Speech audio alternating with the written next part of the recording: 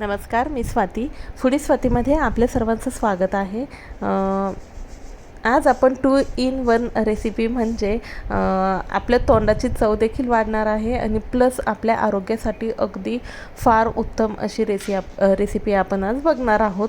रेसिपीकडे वळण्याआधी आपण जर माझ्या चॅनलला सबस्क्राईब केलेलं नसेल तर प्लीज सबस्क्राईब करा आणि बेल आयकॉनवर क्लिक करा. सध्या उन्हाळा चालू झालेला आहे आणि चटपटीत खावंसं वाटतं. भाज्यांची कमी असते, खूप साऱ्या हिरव्या पालेभाज्या कमी होऊन जातात. तर आपण एखादी डाळ वगैरे केली तर तोंडी लावायला आपल्याला काहीतरी पाहिजे, किंवा सकाळी नाश्ता म्हणून पण आपण ही चटणी आणि पोळी खाऊ शकतो अगदी गरम गरम भाकरीसोबत, पोळीसोबत. तर ते म्हणजे जवसाची चटणी.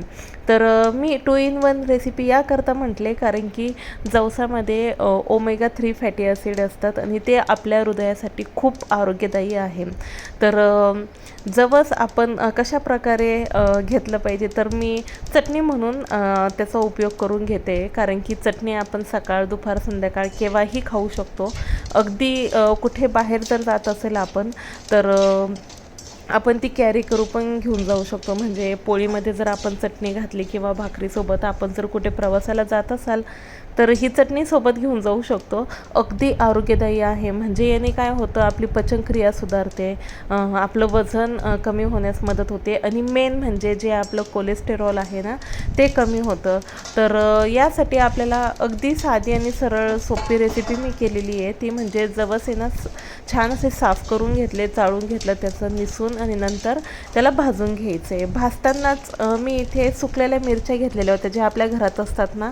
जर आपल्याकडे नसेल तर आपण मार्केटमधून पण आणू शकतात, किंवा जे आपल्या घरातल्या स्टोअर केलेल्या असतात ना थोड्या थोड्या, आपण त्या पण जमा केलेल्या असले त्या पण आपण घालू शकतो. खूप सारा लसण घालायचा आहे आणि जवस अर्धे जर भाजले ना तर भाजत आल्यानंतर आपल्याला त्याच्यामध्ये मिरची आणि लसण पण सोडून द्यायचे. म्हणजे जर थोडंसं मॉइश्चर असेल ना ते पण कमी होऊन जातं. आणि त्यासोबतच मीठ पण घालून घेतलं मी, कारण की पूर्ण मीठ पण त्याला आपल्या जवसला, मिरचीला आणि लसणला पण पूर्ण छान असं लागलं गेलं पाहिजे, म्हणून मीठ पण घालून घेतलं आणि छान असं मीडियम टू लो फ्लेमवर त्याला भाजून घेतलं. जवस अगदी छान असं तडतड त्याचा आवाज येतो, तर छान खरपूस भाजून घ्यायचे आणि थंड करून आपल्याला त्याची चटणी काढून घ्यायची आहे.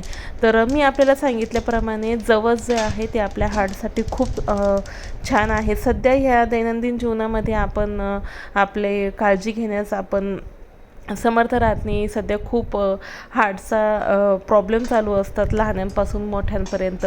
तर आपण हे जर आपण थोडं घेतलं जवस, जर आपण खाल्लं तर आपल्याला आपल्या हार्टचं जे आहे अगदी निरोगी राहील आणि काळजी पण घेण्यात येईल. तर मी काय केलं, आता छान असं त्याला भाजून घेतलं आणि थंड करून घेतल्यानंतर आता मिक्सरच्या भांड्यामध्ये घालून घेतलं आणि मिक्सरला छान असं फिरून घेऊया. मी अजून थोडंसं मीठ घालून घेतलं, कारण की काय होतं, चटणीमध्ये जर जास्त जरी मीठ झालं तर काही प्रॉब्लेम नाही, पण कमी नको, म्हणजे टेस्ट छान अशी आली पाहिजे. आता ह्या चटणीमध्ये आपण चेंजेस करू शकतात. आपण शेंगदाणे पण थोडेसे घालू शकतात. जर आपल्याला लाल मिरची आवडत नसेल तर आपण तिखट घालू शकतात, नसेल जर आपल्याकडे मिरची तर. आणि लसण छान घातला ना भरपूर प्रमाणात तर खूप छान अशी त्याची चव होते. तर काय होतं, सकाळी पण आपल्याला नाश्त्याला काही नसतं एखाद्या वेळेस आणि चपाती किंवा भाकर जर आपली रेडी असेल तर आपण ही अशा प्रकारची चटणी घेऊन ती खाऊ शकतात. आपण अगदी अशीच बिना तेलाची पण खाऊ शकतात. पण जर छान असं वरून कच्चं आपलं शेंगदाण्याचं तेल असतं ना, जर आपण घेतलं तर अजून त्याची चव जी आहे ती वाढते. तर पूर्वी खूप अशा चटण्या वगैरे शेतात घेऊन जात होते, तर आता आपण ह्या दैनंदिन जीवनामध्ये फक्त भाजी आणि पोळीच खातो. तर उन्हाळ्यामध्ये आपल्याला याची गरज भासते, तोंडाला चव राहत नाही. तर अशा जर चटण्या बनवून ठेवल्यात ना तर आपलं आरोग्य पण चांगलं राहील आणि आपल्या तोंडाला देखील चव येईल. तर अशी आपण ही चटणी आणि पोळी खाऊ शकतात, खिचडीसोबत देखील खाऊ शकतात.